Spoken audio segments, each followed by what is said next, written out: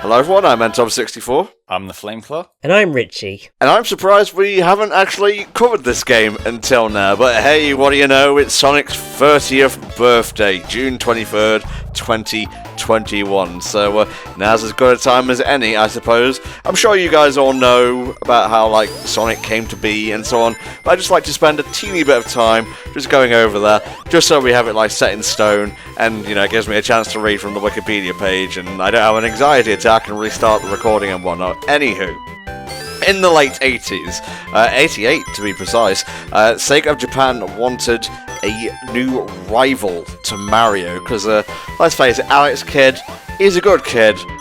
He's not Mario levels of iconic, nor Mickey Mouse, for that matter. So they put on an in-house competition, and blah blah blah, and eventually Sonic came to be, but they went through a few versions before then. They considered fast creatures, such as kangaroos and squirrels, and they eliminated designs not associated with fast animals, like concrete shoes, one would imagine.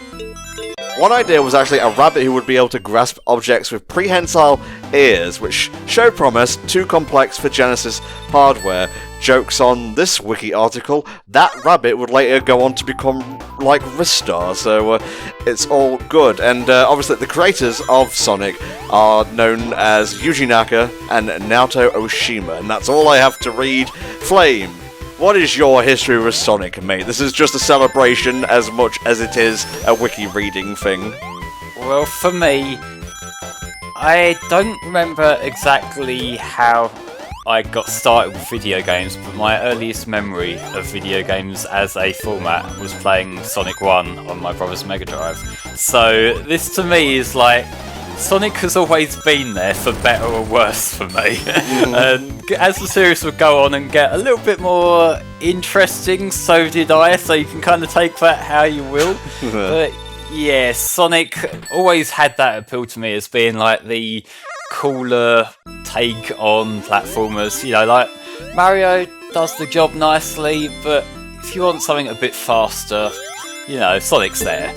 Yeah, I would put it best by saying Mario is an icon, but Sonic is a symbol, really. He represents a lot more facets than Mario does. And I like Mario, but he is a very everyman sort of character, whereas Sonic is rebellious, he's adventurous, he's very much in your face without being too Poochie-esque. There are other characters in the Sonic franchise which embody that kind of personality, but not Sonic himself, although, that being said, it really depends on who writes him, really. But, Rishi, you've said this time and again, you did not start with the 2D games like Flame and I, you start with the 3D titles, right?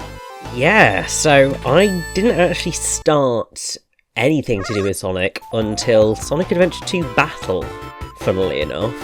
I don't know why it was that. I don't know why I hadn't gotten into the franchise before. I think all I distinctly remember is I was on holiday in Cornwall and we went into one of the shops. I think it was like a Morrison's or something, although I'm not sure whether Morrison's are down south like that because it's more of a northern chain, but still.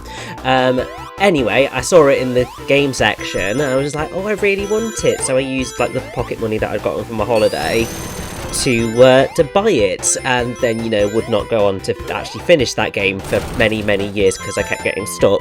Oh. But either way, that sort of started my general interest in Sonic, and then I got Heroes, and that was also, I got stuck on that one as well. So had a sort of that start to it, but then basically from around Unleashed onwards, I've basically been here and played practically everything. Oh, Sonic bless. Unleashed was the reason actually that I ended up getting an Xbox 360 because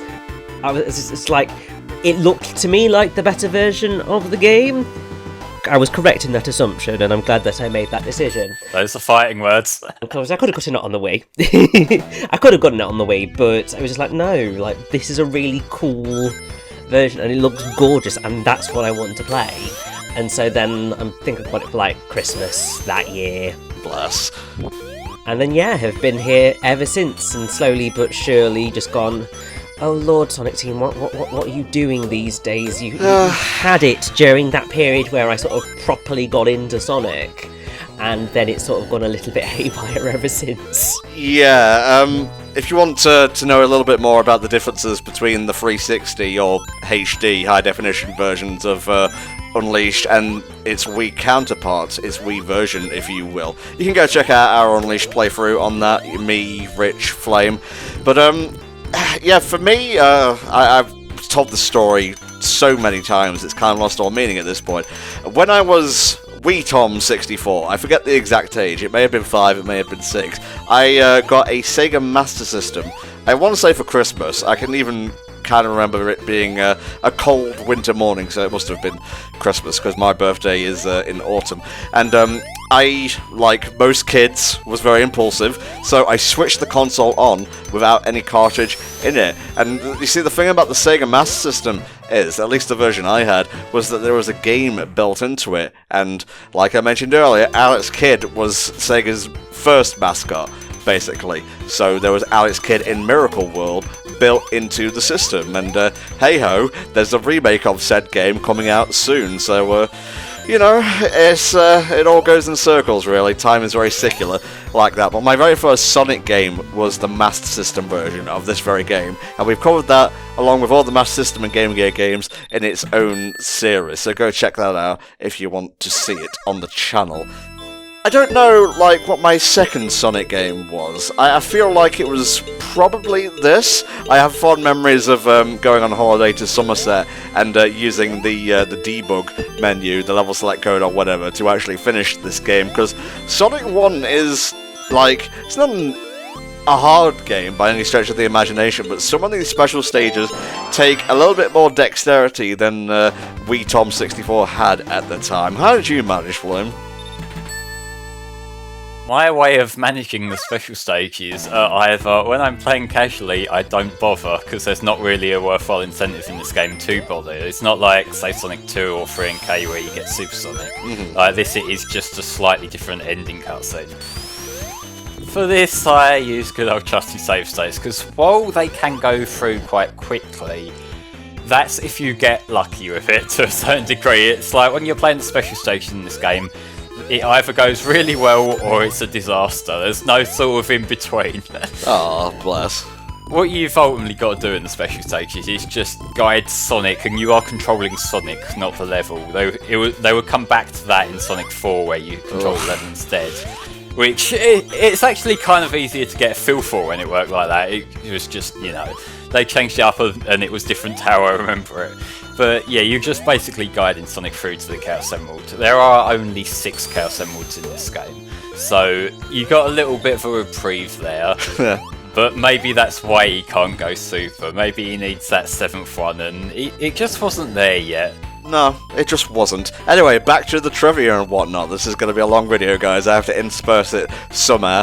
The team basically wanted an animal that could roll into a ball. One of their actual picks was an armadillo, which would eventually go on to become Mighty the Armadillo in the 1993 game Sega Sonic the Hedgehog. And Oshima said he created Sonic's base design by combining Felix the Cat's head with Mickey Mouse's body. And if you compare, like, the PAL box art for Sonic, where he's just doing that, you know, iconic pose, with Felix the Cat, you can really see, like, the comparisons, the inspirations, the eyes especially. Oh yeah, like, hearing just those two, it's just like, yeah, no, I can see that entirely. I like that Sonic himself was a recolor before Sonic recolors became a thing. I told you, man, time is cyclical. Basically, yeah. Alright, well, we've talked about how we got into the series. What else do you enjoy about the franchise? And this could be media, this could be certain characters and whatnot, that isn't the games specifically, but has, like, kept you coming back. Richie, what about you, mate? I think the main thing for a while, at least, that kept me coming back was that it had just the right tone of storytelling that I am particularly fond of, in the sense of cartoonish, fun, excited, but still really sincere, and could take sort of these cute, adorable cartoon creatures to situations that were really quite epic and powerful, and even have some quite touching, heartfelt moments. That's the type of stories that I gravitate towards in general anyway, and that was what Sonic was able to give me for a period anyway. But then also, like, gameplay-wise, it's just sort of had fun level designs, generally fun gameplay styles as well, and just on the whole, it's always been just a fun series to go to. It's only really been, I'd say for me anyway, the past couple of years where I've just gone, yeah, general stuff, and it's just because the games haven't been anywhere near as interesting or had a story to keep me going that I've enjoyed enough. And that's a shame, because it's one of those things of, it's not that hard to make me happy. But these things happen. I mean, I know for a fact that there are plenty of franchises out there that people just end up falling out of love with for whatever reason. I mean, obviously, like Pokemon, that's happened to a lot of people. Yeah. Not necessarily anything that was wrong with any of the generations. It's just that, yeah, sometimes franchises change or stop doing what you were specifically after, and then it's just like, well, okay, maybe it's time to move on or not. We will see what happens with me and Sonic. But at least I will always have the lovely memories that I do of those games that I do really, really love.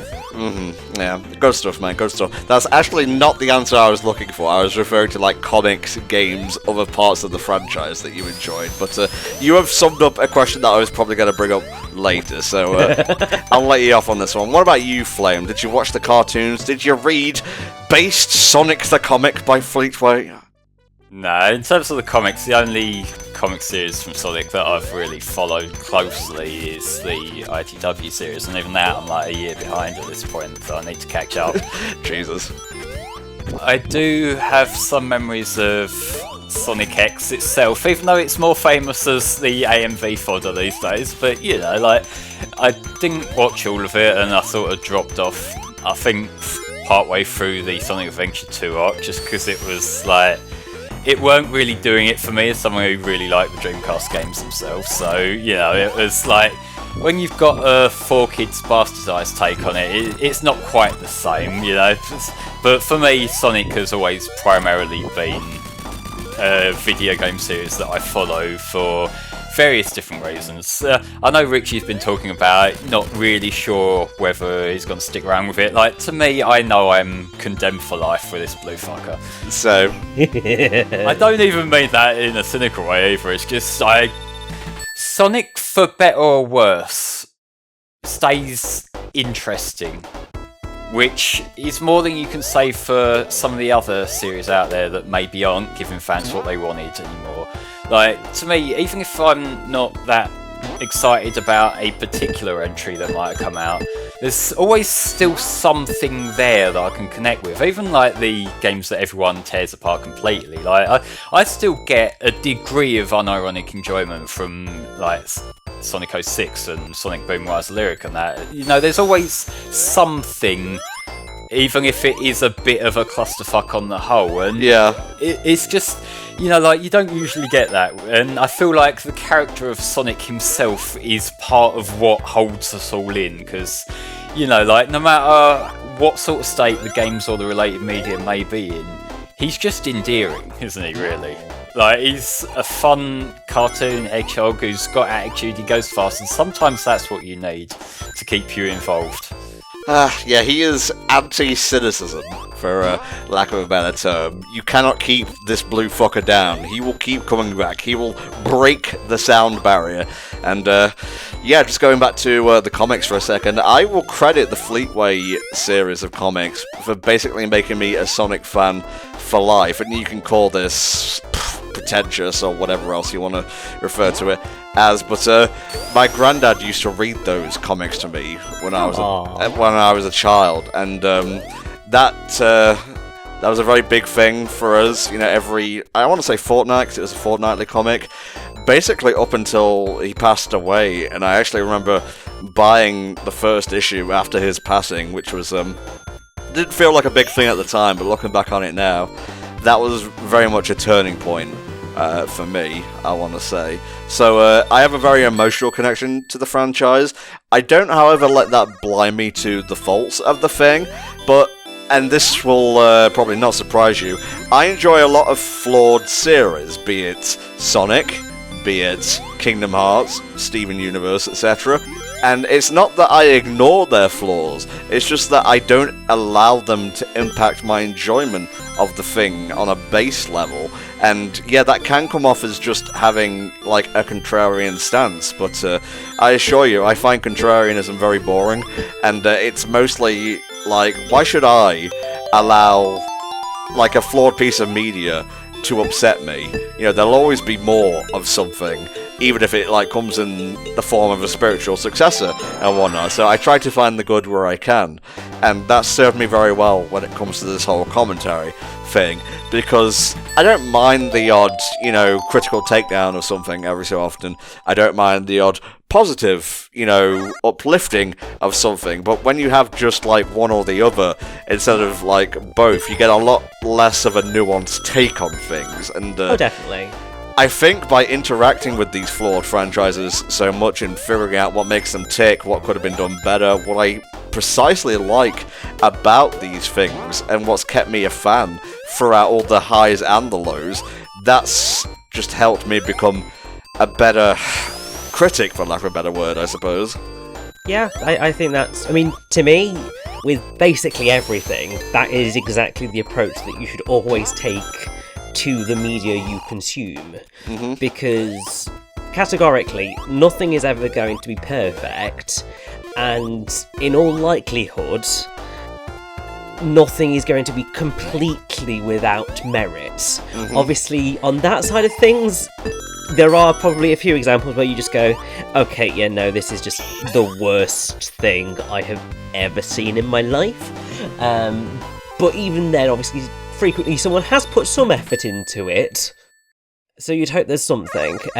But yeah, you've just got to try and look at these things as they are what they are, so look at it as what bits do I enjoy, what bits do I not enjoy, and I mean, my perspective on it is, if the things that I enjoy outweigh the things that I don't enjoy, then surely that means that the game has at least done, or the piece of media has done mostly its job. Sonic got the ball. Because I will see it as I enjoyed it, and yes, very well done, Flame. Yay! Got them all, and we're like halfway through the game, so yeah.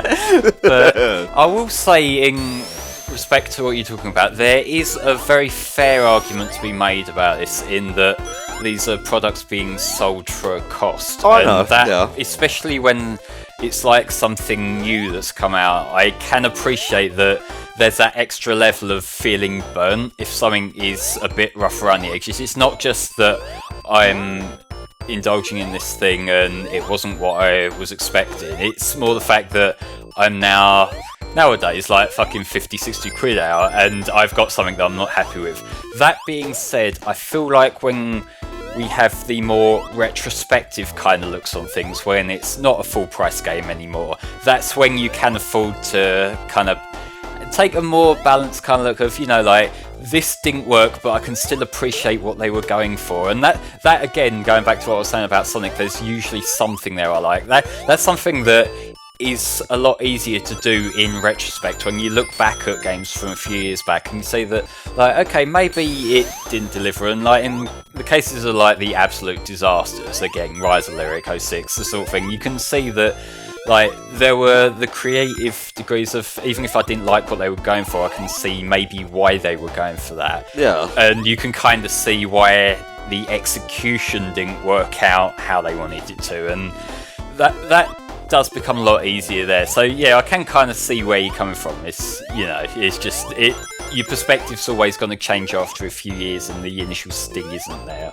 Oh, definitely. Well, I went into detail about this during our Riders LP, whereas like they simply don't have the goodwill to just do a basic CGI teaser and leave it at that. But you know, just to add on what you were saying, Flame, at no point, I love how it said cope there as I'm talking about this, at no point do they say, don't criticize a thing. I only ever speak for myself. If you want to, be as critical as you like, go ahead. If you don't want to criticize at all, that's also your right to do so. But Flame is also correct when he's saying these are not gifts, they are products. They are being sold for money, so I think it's a fair assessment to say you should be allowed to criticize a thing and you should want it to be better, but at the same time, I do not let that hold me back. Now, while Robonic just tries to take the easy way out and remove the level, back to the Wikipedia page. Flame, question for you, mate. Go on. Just one sec, I'm looking stuff up here. Very good. Alright, what was Yuji Naka's design philosophy when he was basically coming up with stuff for Sonic? Now that you may have to go off the wiki for, because I've seen various contradictory things that I'm not sure which are accurate or not, so go on, list it off. Alright, Naka decided that Sonic would be controlled with only a directional pad for movement and a single button for jumping. He wanted his creation to be more action-orientated than the Mario series. While playing Super Mario Bros., he had wondered why the levels could not be cleared more quickly. And a person I have not mentioned, by the way, is someone by the name of Yasuhara. Let me see if I can bring up their full name here. Hirokazu Yasuhara, who I believe was the level designer for the game. Very important person. As you can tell from what you've seen so far, there are very... not many routes. There are 3 routes you can take through each level. You got your higher ground, you got your middle ground, and you got your lower ground. If you're playing well in a Sonic game, at least in a 2D one anyway, you will mostly want to find yourself on that top level, where I guess there'll be more rewards or faster ways through the level. The middle ground is normal difficulty, essentially, and if you're playing poorly and missing jumps and whatnot, you will most likely find yourself on the bottom rung of any given level, with a few more bottomless pits than usual to hamper your progression. It's your basic platformer sort of thing, and you've probably played a billion games that use this kind of design philosophy, so I won't patronise you by listing off examples here. I like that you bring up about the design philosophy being that you can go fast when we're in fucking Labyrinth Zone. I know, it's weird actually, because you had Green Hill Zone, so iconic, it would be the fucking first level in most Sonic games. At least trope-wise, it was either that or a city. Generations kind of took that idea and ran with it, really. But even Sonic Team themselves argued over how fast the game should be, according to this article here, and they actually toned it down for the final release. Yes, that is one of the bigger criticisms of Sonic 1, the fact that there is a speed cap in the game. Because I can kind of see why at that period of time they might have been hesitant to go all out, because there wasn't anything like this. And I have a feeling that it'd be similar to the sort of reactions people had when 3D games were starting to be a thing, where because it's a new kind of experience, some people might not have physically been ready, and it might have been a motion sickness kind of deal. Yeah. But they did thankfully ease up on that a bit with Sonic 2, at least in the NTSC version, because I seem to recall that because there was such a radical difference between the PAL and NTSC versions for Sonic 1, which was just pure poor optimization. The 50Hz version of Sonic 1 runs like shit. Yeah. Apparently, there were some changes that they made early on for Sonic 2 to kind of ease people into how it's supposed to be, given they were actually doing a slightly better job of fixing it that time around. And it's one of the things that I appreciate nowadays, that whenever you want to go back to play Sonic 1 now, there's so many options that aren't the original PAL Mega Drive version. Because you can play this on basically anything these days. And you can play it in Generations, for God's sake. Yeah, there is a full copy of the game in Generations, and that is great. But while we're in Labyrinth Zone, this is probably one of the better times to bring this up, in that the version I'm playing here is the Revision 1 version, which was a slightly upgraded version that was quietly patched into later releases of the game, primarily in Japan, but eventually the US and UK got some of these showing up as well. The main differences are a few visual tweaks. So like in Green Hill you saw the clouds in the background were animated, and here in Labyrinth Zone there's some more frames of animation at the top of the water. It just looks a lot smoother than it did in the original one, which is known as Revision 0. Okay. So like nowadays this is like the slightly cleaned up version. The rest of the changes were like minor bug fixes. There are some of the bosses that have slightly fixed patterns. But this is like the definitive version, at least outside of the Taxman one, which would be definitive if it was released on something that wasn't a fucking phone. Yeah, that would be nice. I just love the idea of there being like patch notes, like fixed. Sonic actually goes fast now.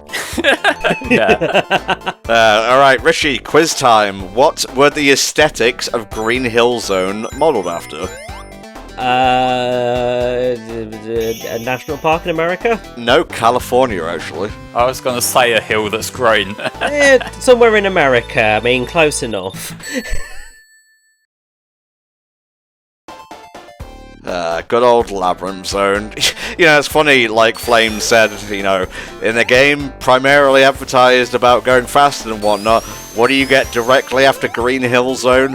Marble Zone. One of the slowest, most methodical levels in a 2D Sonic game. And I like Marble Zone, but you gotta call a spade, you know? See, the thing that's funny about that is that if you look at the level select for the Revision 0 version of this game, it has Labyrinth listed second, which suggests that at one point this was going to be the second level. So, like, what a fucking boner killer that would be. You know, like, you just sprinted through Green Hill Zone and then it's like, try not to drown, have fun. Indeed. And obviously, you can't talk about Sonic without talking about the music. And I think later games have better soundtracks, but this one is no slouch. And we have Masato Nakamura, bassist and songwriter of the J-pop band Dreams Come True, to thank for this little collection of tunes here. It was originally going to be Yuzo Kayama, but I guess Sonic Team didn't think his music would fit, so they went with Nakamura in the end. So we have Yuji Naka, Naoto Oshima, Hirokazu Yasuhara, and Masato over here to basically thank for the look, feel, and playstyle of classic Sonic, for lack of a better word. I will say in terms of the soundtrack, I know that a lot of the more memorable songs that people go back to are quite often the songs from like 2 and 3 and Knuckles and that. This soundtrack, I do absolutely adore this, and a lot, like at least a handful of the songs are just readaptations of Dreams Come True songs. Yeah. Like, I know Green Hill and Starlight in particular are for a fact. The others, I'm not entirely sure where they came from. Like, I know that Masato Nakamura would continue that in Sonic 2. Like, the Sonic 2 ending theme is the song Sweet Dreams, which would get reused again in the Sonic series for better or worse, but you know, like, I do appreciate that. I do like Dreams Come True as a band, so I kind of appreciate that as well, so you know. Bless. The music is one of the most consistent facets of the Sonic series, and with just a couple of exceptions really, and that I'm literally just talking about Chronicles and the GBA games. Like everything else pretty much in the Sonic series is just solid. So Yeah. even if you look at Sonic's legacy as a bit hit or miss in other areas, the fact that one of the Sonic anniversary celebrations is a concert, that tells you what you need to know about Sonic soundtracks, really. Oh yeah. That should be happening tonight if everything's gone well and this video actually goes up on the 23rd like I planned. Well, fingers crossed, and I have to say, I am really looking forward to watching that actually, because I do love a good orchestral concert of music that you don't normally hear in an orchestral context. Well, you see, it's not just the London Symphonic Orchestra, mate. It is actually Crush 40, and who is the guy? It's the Rush dude. Flame, you probably know his name. Naganuma, is he there? Yeah, I think so. Him and his band. Oh, I didn't realise that. I think Atani's going to be there as well, isn't he? That's who I'm thinking of. Yeah. I was thinking, Naganuma's not really a public-facing kind of guy. He tends to be more of a studio kind of guy, so I was thinking that would be strange. But, yeah, I am looking forward to it. And we have heard some Sonic music being played in that kind of format, because one of Jun Sanoi's little side projects that he did a little while back was the Sonic Adventure Music Experience, or SAME, and there's a few tracks from that on his The Works 3 album that are fantastic to listen to. Like, there's a cover of Metal Harbour, there's a version of Live and Learn, and a good handful of other songs that adapt really well to that. But speaking of beautiful music, here is Starlight Zone. Wonderful. One of my favourite Sonic levels of all time. This is fantastic. This, not Scrap Brain Zone. What's the other one? The third level of the game, Floam. Spring Yard. Spring Yard, Green Hill, and this basically, I would say, sell the game for me, because they are all about like going fast and maintaining your momentum and whatnot. And you know, we could go into a whole thing about, you know, momentum versus speed and whatnot. But god damn it, I just want to talk good about Sonic for a fucking change, alright? Oh, can't we do like an analytical video essay about how Sonic was inspired by Mario speedruns, and that's why it is how it is, because no one's ever done that before. Well, that's why I've tried to, you know, intersperse these just literal things I read out from Wikipedia with our own nostalgic experiences, because like I said, everyone and their mother has done a Sonic 1 LP, so I wanted to change it up a little bit. And controversial opinion here, I think the theme for Starlight Zone sounds better in the PAL version of the game. Oh, he fucking said it and he's still wrong. Oh, well. I mean, obviously, I can't actually make a comment because I don't think I've sat down and listened to it. But obviously, from what I recall about the PAL version music, is that basically it ran at 50 Hz as well, so it was slowed down. So is that correct? Yeah, just go on YouTube, find the NTSC version of Starlight Zone. It will be the one that's like set to fucking default, and just go to like the video speed and put it down to like 0.5, and you've basically got the PAL version of Starlight Zone's theme. Or you can do what I did the other day, like the complete loser I am, where I actually went and put up a fucking Longplay of the PAL version just for the sake of completionism. I'll say, despite that being the version that I played as a child, going back to it after playing the NTSC one for so many years, it is a fucking chore. Because it's not just the frame rate and that. For some reason, I imagine part of it is the frame rate being tied to the game logic. It makes the controls play out like shit too. Yeah. So, like, all the jumps that you're used to making from the NTSC ones, you just can't make because for some reason Sonic just doesn't jump where he's supposed to. Fair enough. I'll go into invincibility just as I'm about to go back to it, but I think the Starlight Zone NTSC song is like one of the most soulful pieces of Sonic music, and to hear it slowed down, it just doesn't really have the same charm to it to me, but I guess that is an each's own thing. But for the sake of the commentary, I'll say that Tom's wrong. Well, I'm used to that, I suppose. We've got a little bit of time left before the finale, so I guess we're just going to bring up more questions and whatnot and see what makes us tick regarding Sonic and whatnot. And I just want to thank a user by the name of Sonic Guru on DeviantArt who ran a thing that said, what questions would you ask a Sonic fan, making this LP very easy. I'll start with you, Flame, and if you could keep your answers like concise and whatnot, both of you, that will help us out a lot. Would you prefer that Sonic games have a lighter, softer and more comedic story, or a dark, edgier and more complex one? Or maybe a mix of both, if you can't decide.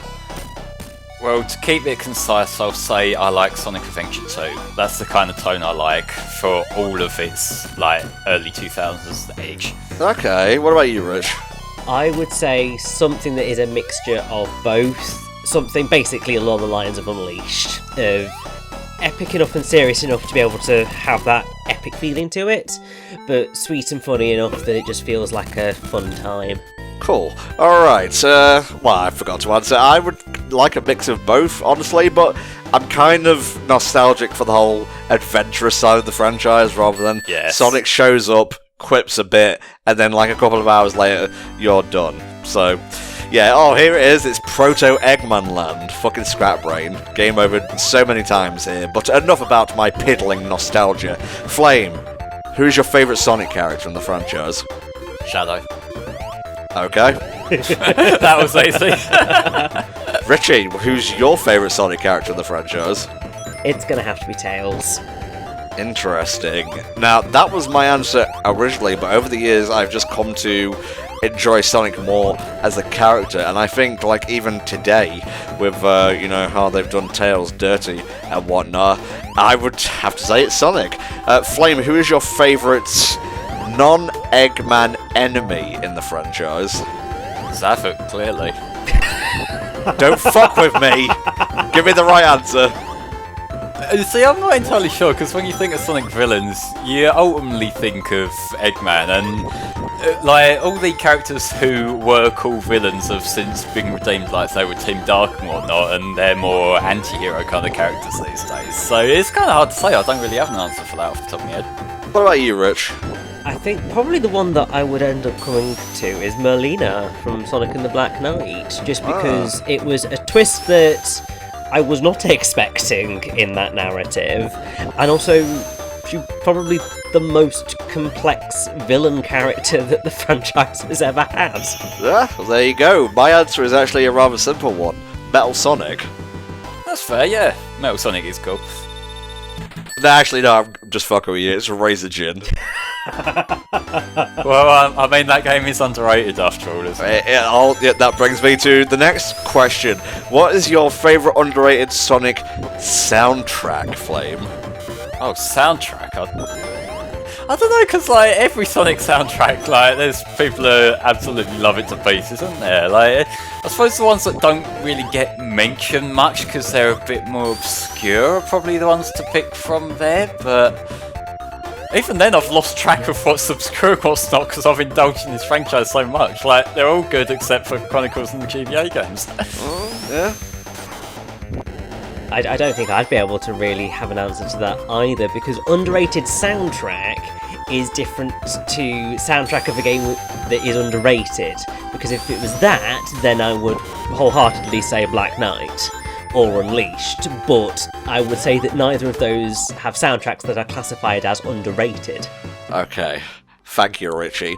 As for me, I'm gonna go with 3D Blast, because, like the game itself, a lot of people like it, a lot of people don't, but I don't hear it get brought up nearly as much as like 2, 3, and K, your Colours, your Unleashed, and so on. So are you referring to the Mega Drive one or the Saturn one there? Because they have different soundtracks. It's gotta be Mega Drive, mate. See, I do lean that way myself. Like, the Saturn version has some good songs, but there was a degree of overproduction for some of them that kind of takes the charm away from me. So yeah, we're coming to the final act right now, and big old troll incoming here. Eggman's like, haha, you've made it here, but sucks to be you, bye. I guess just as we're wrapping things up here, I just want to say a big thank you to everyone who has followed HFC since the beginning, or is a recent newcomer who've enjoyed our Sonic stuff. I've met a lot of cool people as a result of doing Sonic content online, be it FTCR, be it the lads at Sonic Stadium, Donny, etc., and many more besides that. Sorry if I didn't name you. Thank you. And I guess as a final thing, Sonic has endured because people love the character. The games, sure, a lot of them are mediocre, but a lot of them are also very enjoyable, and their mediocrity doesn't stop that from happening. I hold people to standards. Media is something to be consumed, and you can pull it apart, you can critique it, but at the end of the day, I'm just looking to be entertained. If something is flawed and it can still achieve that, I'm sound as a pound. That's why I'm still with Sonic after all these years, and without wanting to turn this into some fucking culture war bullshit, I think if you use someone's enjoyment as Sonic as a weapon to shit on them, you're a loser. End of story.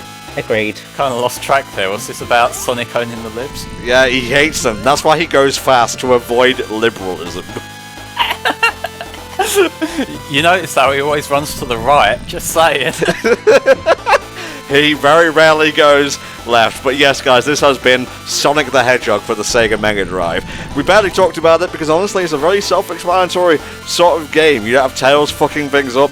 You don't have an echidna lying and saying he never chuckles when he very clearly does. But Sonic rolls in a ball, he goes fast, and eventually he would learn how to spin dash. So yeah, that's it. We're done here. So thank you very much for watching our playthrough. I've been NTOM64. I've been the Flamefiller. And I've been Richie. And if you've got all the Chaos Emeralds, you can't go Supersonic, but you do get a little bit of an extended ending here. And just like we did back at Summer of Sonic all those years ago, I think we should end on a very apt note. So, happy birthday, Sonic, lads. Thanks all for watching, and we'll see you next time for another Sonic playthrough. 3, 2, 1. Happy birthday, Sonic!